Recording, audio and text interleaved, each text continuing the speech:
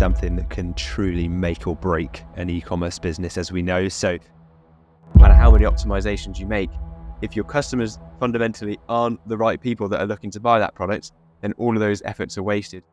It's really simple when you think about it, but so many people get this bit wrong. If you haven't got the right quality people on the site in the first place, then you're optimizing for the wrong reasons, for the wrong metrics. So I'm really excited to share how we've learned from our mistakes today and how each of these steps can drastically improve the conversion rate of your store if you're listening to us today.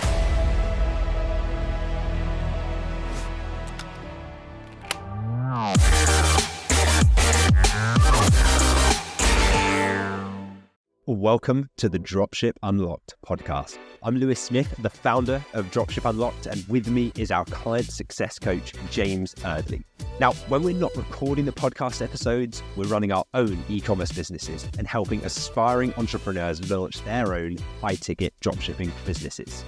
Keen to build your own 6 or even 7-figure business? My book, The Home Turf Advantage, is your blueprint for launching a profitable online store. Grab your copy at htabook.com today and let's get you started. Now sit back, relax, and let's unlock your potential with the Dropship Unlocked podcast. Today, we are going to be diving into one of the most crucial aspects of running a successful e-commerce business, your conversion rate.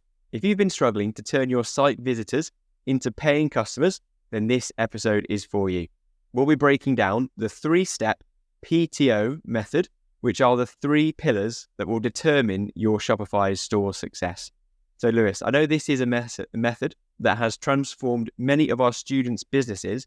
So are you ready to unpack that for our listeners today? Absolutely. Yep, let's do it. This is something that can truly make or break an e-commerce business, as we know. So when you get the product, traffic and offer right, everything else starts to fall into place. So it's a bit like if you're building a house, you want to make sure that the foundations are solid so that everything else can stand up strong on top of it. So I know we both experienced early in our journeys getting these 3 wrong early in the process, and so you get the low ticket products that we tried to sell, the wrong products, the wrong traffic source if we're using the wrong ad network, and maybe just the wrong offer as well. So I'm really excited to share how we've learned from our mistakes today and how each of these steps can drastically improve the conversion rate of your store if you're listening to us today. Exactly. It's all been learned through hard mistakes and errors. And so we've come up with the perfect method to make sure your Shopify conversion rate can increase directly after listening to this episode.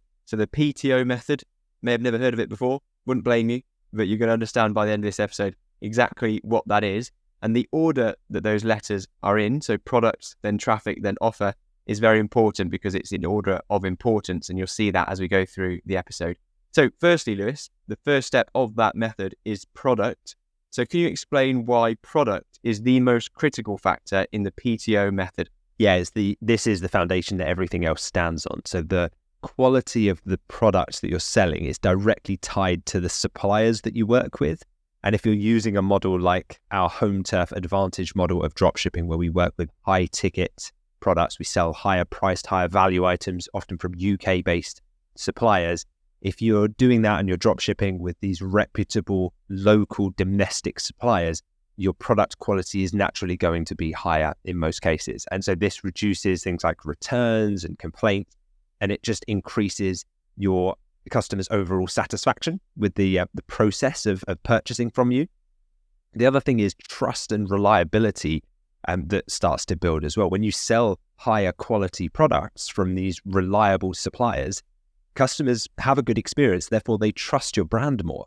And so this trust then translates for you as a business owner into higher conversion rates because customers are more likely to purchase when they know they're getting something of value. They leave nice reviews, you can showcase those reviews, social proof.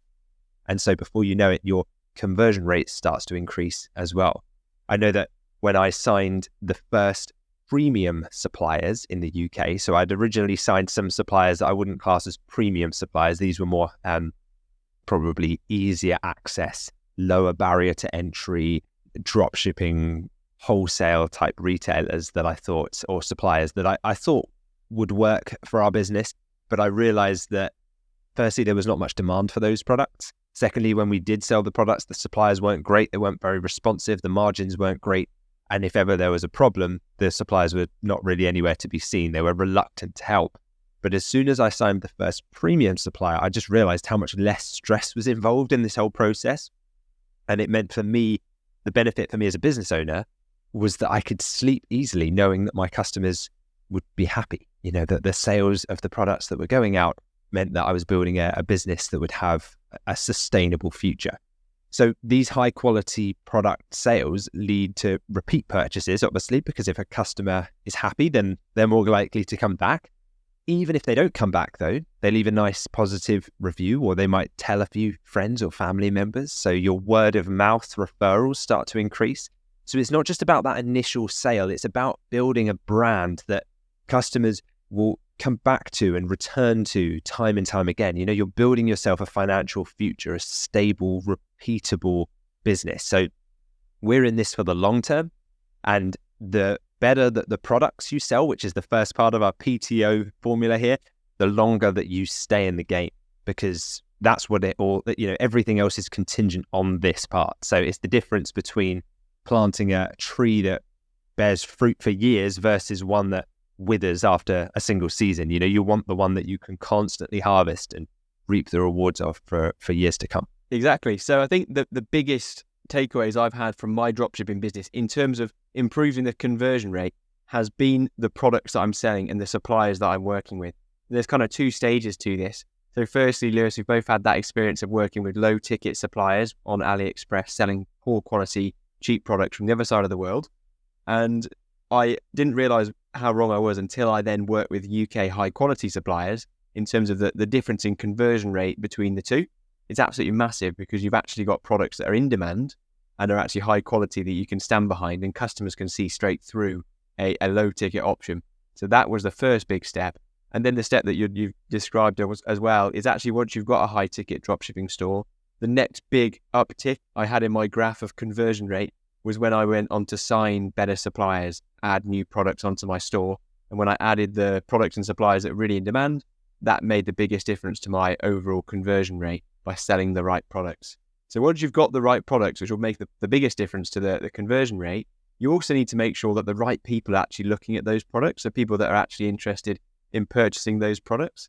So how would you ensure that the traffic that you get onto your store, which is part 2 of the PTO method, is correct so that you can increase that conversion rate even more? Yeah, I think the key to this part is targeted ads. The quality of your traffic is determined by how well you target your ads and who you target them to. If your ads are too broad, then you find that you're wasting money on clicks that don't convert. So narrowing down your audience ensures that you're only attracting those who are already ready to buy. And so we hear lots of people reaching out to us early in their journeys, maybe before they've started, working with us or joined our program. And they'll say, I already have a dropshipping store.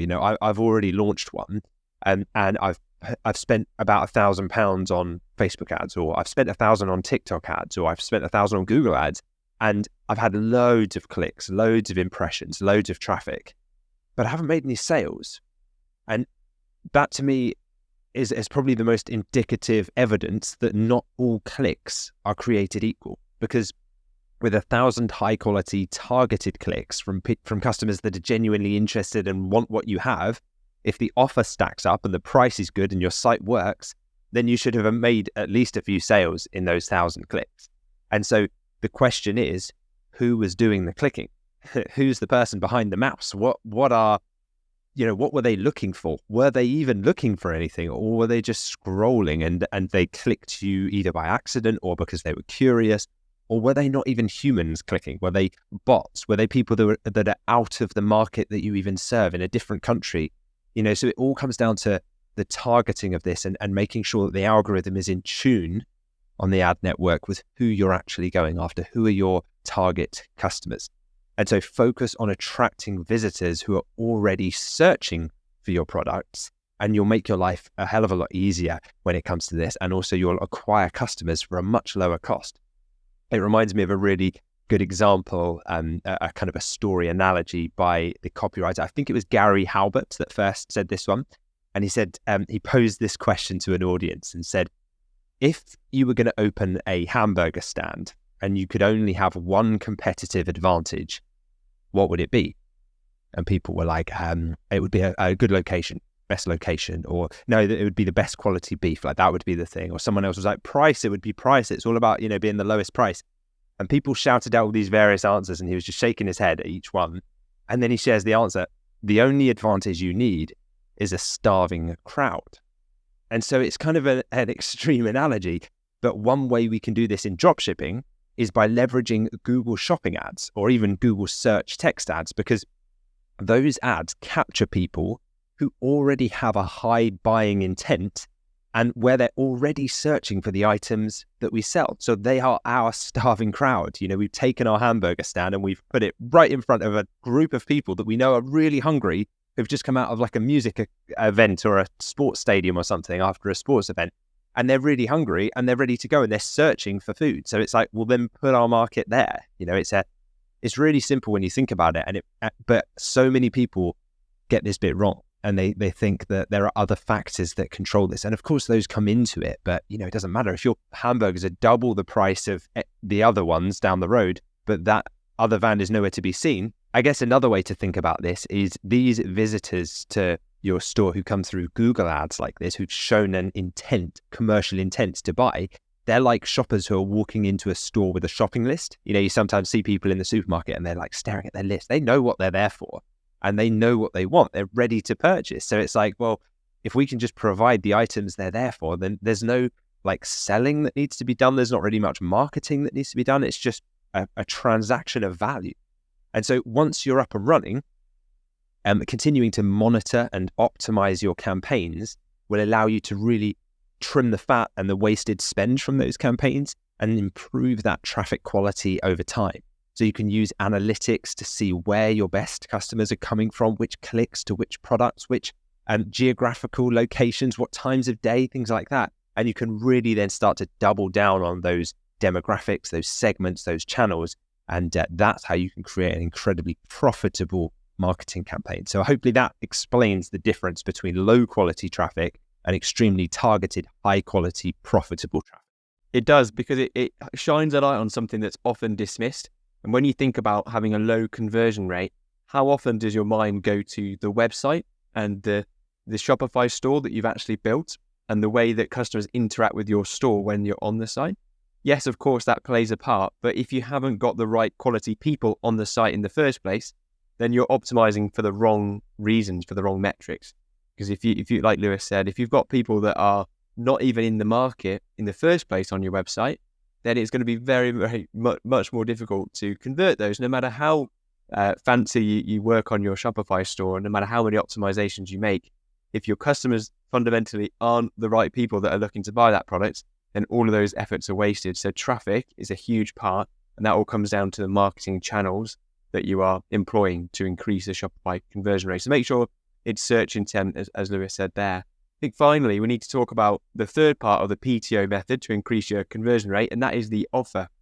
So what is the offer, Lewis, and how can we make an offer truly irresistible? Yeah, so one part of making a great offer, and this isn't the biggest factor, but it's something that everyone will think about, so it may as well be one that we mention first, is competitive pricing. Your price needs to be fairly competitive. You don't necessarily need to be the cheapest. Contrary to popular belief, it's not about being the absolute rock bottom cheapest bargain store. There's a place for that in the market where they take the slimmest percentage margin of any other retailer and they try and soak up all of those bargain hunter customers that are just searching for the best price deal. But actually that typically becomes a race to the bottom, and it's not a race that I'd want to win. So I find that it's about offering the best value for money. And so there's a big difference between value for money and just being the cheapest. Customers should feel like they're getting a real deal that's just too good to pass up on. So for example, rather than me just offering the premium luxury double gas burner barbecue that we often go to as an example, instead, if I'm offering the barbecue and it comes with a free set of premium barbecue tongs, and then the silicone barbecue glove, and then the recipe book that comes with it, and maybe a downloadable ebook with recipes or a video guide on how to get the most out of your barbecue, that kind of bundle, that kind of value, especially if it's visually highlighted and shown on the product page with those items kind of shown in various product photos, what you're doing by doing that is adapting your offer to what the market wants. You're not just looking at the competitor retailers to you and basing what you offer based just on what they're offering. You're actually listening to the customers and thinking, well, what else would they want? Because they're the ones you need to impress. You're not trying to impress the other retailers by being the cheapest. You're trying to create the value for the customers that will ultimately be the ones that buy from you. So rather than just being a carbon copy of all the other retailers and hoping you get your share of the traffic, you get to control how big a slice of the market share pie that you get is by making your offer more compelling than the next retailer. So that's how you can stand out. That's a really big advantage. There are some other factors as well. I think the ease of purchase and the actual buying process. So you want to make sure that buying process is as smooth and straightforward as possible. Remove all of the clutter from your store, specifically your product page, because that's the money page. That's where we'll be sending most of the traffic from Google Ads straight to the product page. So people take so long fine-tuning their home page and making sure their banner looks right and getting the colors right. And it's actually 99% of your traffic's going to your product pages anyway. So reduce the friction on that product page, make it super smooth, simple, easy to buy, and offer multiple payment options as well. Offer a really fast checkout. You can have Apple and Android Pay, which Shopify makes it really simple to do. It's just a checkbox exercise. Maybe you want to offer finance options if you're selling higher price items so customers can split the payments up. These buy now, pay later type providers, and really clear call to actions as well throughout. So sometimes we just have to tell customers what we want them to do, and it's like making sure that there's no queue at the checkout at the counter in the shop. Just make sure that there's no point in the sale where a customer would have to think twice about completing their purchase. And there are some other more subtle psychological things that we can do as well to, again, just tick the trust boxes and make sure that all of the right trust signals are in place. So things like customer reviews, social proof. If you don't have any product reviews, then put store reviews on every product page. Hard code that into your site. And trust badges. You see like the Visa, MasterCard, Amex, like these little payment signals, secure checkout. This stuff, you'd think that it's just noise, but really this stuff can really help ensure that a customer sees it and thinks, it's the difference between them thinking in the back of their mind, the little voice saying, could this store be a scam or do they look legitimate? Also, things like clear return policies, making sure that they know exactly what would happen if something went wrong. How would they contact you? How long do they need to wait for their item to be delivered? And ultimately, if a customer has those questions answered ahead of time and they feel secure, they're so much more likely to convert.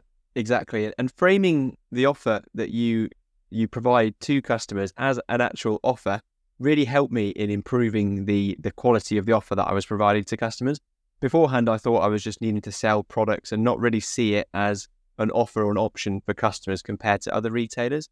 But when you view your product and your website as an offer that you're presenting to your customers, it makes you think differently about how can you increase the value of the offer that you're providing as much as possible, and making sure that that price to value ratio is massively skewed in favor of there being loads of value compared to the price. And there's lots of different ways that you've mentioned there, Lewis, to enhance that value and to get all of the relevant trust signals in place, because customers need to see certain things before they're ready to buy. So double down on the amount of reviews you show, double down on the amount of trust signals, trust badges you show, double down on the social proof, whether that's highlighting user-generated content that you've generated with your previous customers. It all helps to show customers the right things that they need to see in order to be ready to purchase. And then making that as smooth as possible is the way to really make a difference to your conversion rate. So this product traffic offer PTO method that I've used to enhance my conversion rate will be really actionable for people to take away.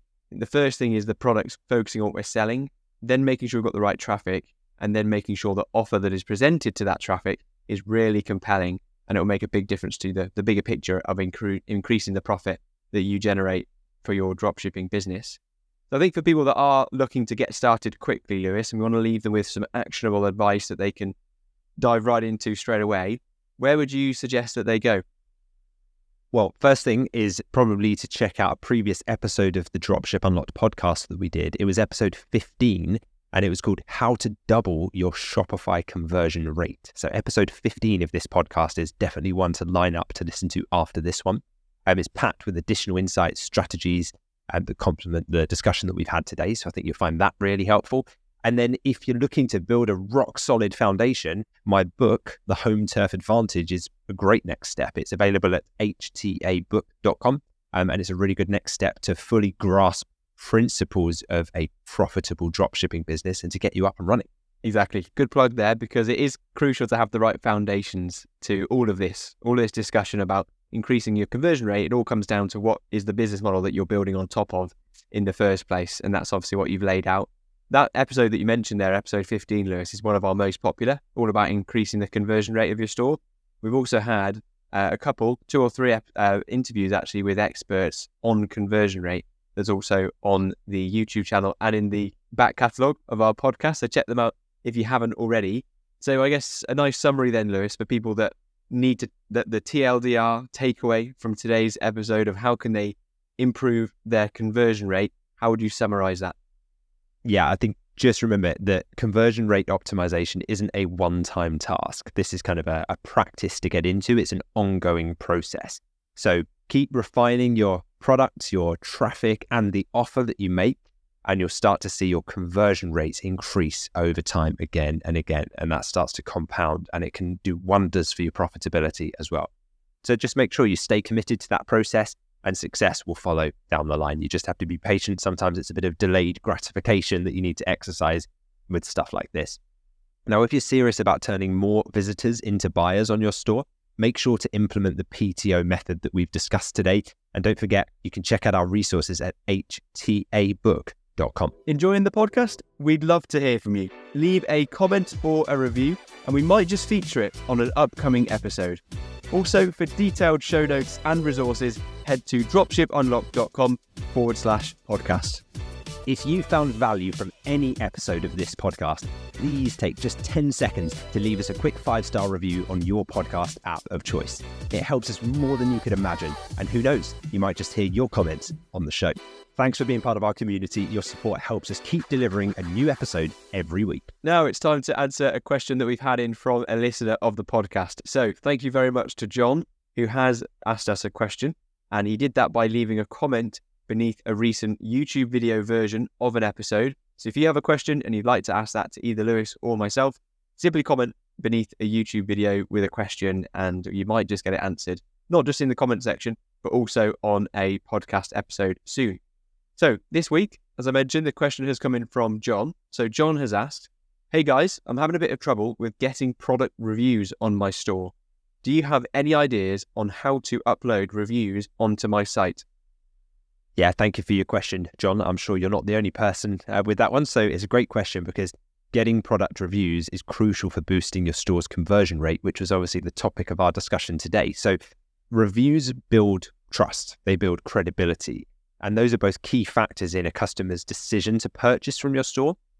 So firstly, and before you've started making sales, because obviously it goes without saying, once you start making sales, if you're using an app like we recommend, Judge.me as a Shopify app, you can automate the request for reviews to go out to customers after they've made a purchase. So a week, 2 weeks after they've got the product, make sure you leave enough time for them to actually receive the product and check whether they, like it. And you can then ask them for a review, which you can then feature on the product page. But before you're at that stage, what we tend to do is when we sign a new supplier, we just ask them if they can provide existing product reviews that they, as the manufacturer, as the supplier of the product, have. Many suppliers will be more than happy to share these reviews because obviously it helps you as one of their retailers increase sales, which then benefits both parties. That makes them more sales as well. So if they're happy for you to feature their kind of centralized product reviews that they as the supplier have on your site, you can just upload these supplier provided reviews onto your Shopify store using the Judge.me app. So you do that on the back end of the app. It's a really simple and easy tool to use to manage and display reviews on your product pages. You can customize the colors and the stars and what it looks like and where on the page it goes. And then when you start generating sales, obviously you have the automated review request emails that go through on the Judge.me app as well. So you'll continuously be building up sales as well. And as we mentioned today, another technique is if you don't yet have sales coming through, but you want to just feature some reviews on your product page, you can edit the product page template on Shopify to insert store level reviews. So reviews for your own store as a retailer. So it might be like a review that says, had a great experience, the customer service was 5-star. That's fine. To feature that as a review on a product page will still increase customer trust, even though the review isn't about the product specifically. And so that way it doesn't look like a ghost town and that there are no reviews for the products. You can just have the review panel hidden until there are an active number of reviews on there. And in the meantime, you just show store level reviews, and you can do that on every product page on your site. So I hope that helps, John. Yeah, no, great answer, Lewis, and a great question. Very topical for today's conversation because reviews make such a huge difference to conversion rate. Okay, it's now time to highlight a recent review that we've had in for the podcast as well. And I love doing this. Big thank you to Paul Haynes 7522 for sharing your thoughts in a YouTube comment after watching the episode with customer experience expert Paul Boag. That was episode 72. So Paul said, great interview. Loads of tips and tricks learned here. Thank you so much for your review, Paul. Really glad to hear that you've been enjoying the podcast. Now, if this episode resonated with you, perhaps consider sharing it with someone who might benefit from it. Your recommendations help us grow our community and continue delivering valuable content. So a quick share could make a big difference to someone you know. Thanks for joining us on this episode of the Dropship Unlocked podcast. We hope you're walking away with insights and inspiration. To kickstart your e-commerce journey, grab a copy of my book, The Home Turf Advantage, at htabook.com. It's a distilled guide based on real experience to help you build your e-commerce venture. Don't forget to hit the subscribe button for more strategies and success stories. And if you like what you heard, a 5-star review would mean the world to us, and you might just get a shout out on an upcoming episode. And finally, thank you for deciding to spend your time with us today. We can't wait to bring you more insights on the next episode of the Dropship Unlocked podcast.